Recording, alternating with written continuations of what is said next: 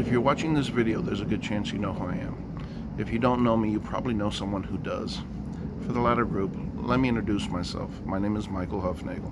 I've been a public servant for the last 27 years.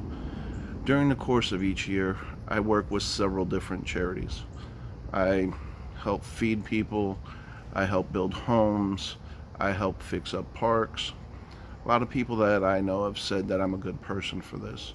The fact of the matter is, I'm a good husband. My wife is a good person.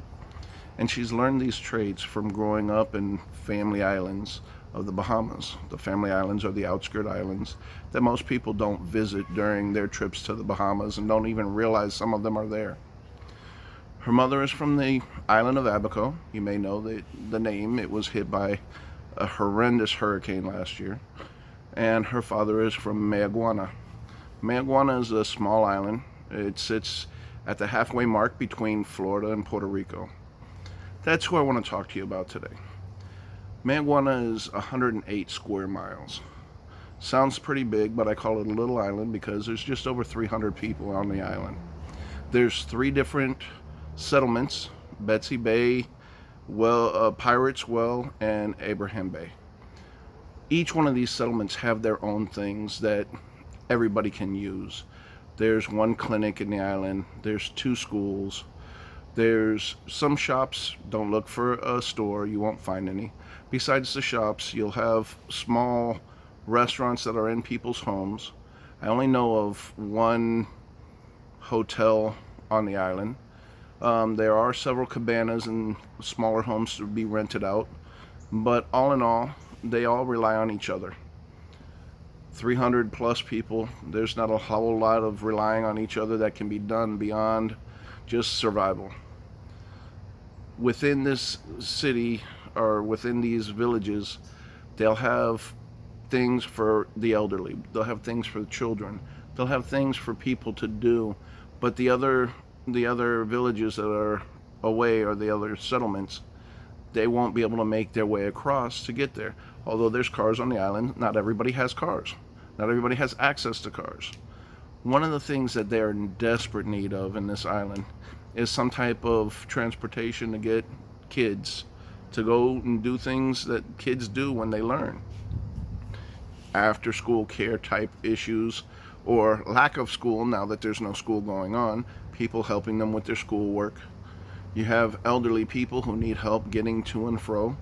You have different groups that the elderly people can do and meet up with other people. There's church gatherings. There's, just general need back and forth. On this island, there is a church that's trying to get a bus. The bus is only a 15-passenger bus. They're not looking for something huge. Again, the island only has 300 plus people. But to make it from Abraham's Bay to Betsy Bay, it's a 20-minute drive. So this bus is really a necessity. The goal is to get enough money to buy a bus, to insure however they insure it, and ship it over to Mayaguana. There's 1 mail boat that goes once a month. So as you can imagine, it's costly just to get it there. They have a VAT, which is a value-added tax, that goes on top of it as well. I know that I'm only asking for a certain set amount of money. They can use more, but I want to see how much I can help them with. Understand that just a little bit given towards this bus would make a world of difference for these people. People who are stuck in their own little settlement, who will now be able to get to other settlements to enjoy their lives more, in order to better themselves, in order to live more of beyond their settlement. Now, $5 for you and me means coffee at Starbucks. $20 is a lunch. I'm not asking you to give anything more than what you can afford. As a matter of fact, I'm not asking you to give anything. Give what you can give what your heart tells you to give.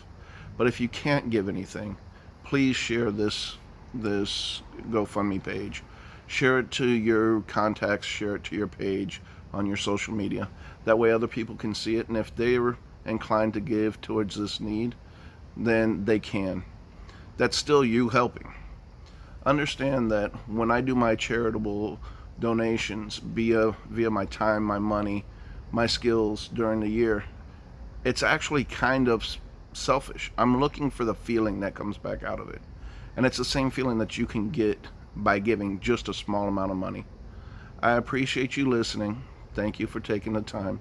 And please share this. Thank you.